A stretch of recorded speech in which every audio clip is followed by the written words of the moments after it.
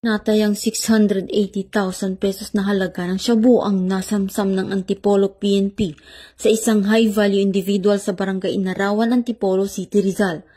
Kinilala ni Police Colonel Felipe B. Maragon, Provincial Director ng Rizal Police Provincial Office, ang suspect na si alias Jack, 32 years old, residente ng Antipolo City, Rizal. Naaresto ang suspect sa isinagawang bypass operation ng mga tauhan ng Antipolo Component City Police Station. Nakumpiska mula sa suspect ang 4 na pirasong heat-sealed transparent plastic sachet at isang knot-tied transparent plastic na naglalaman ng hinihinalang shabu na tumitimbang ng higit kumulang 100 gramo at nagkakahalaga ng 680,000 pesos.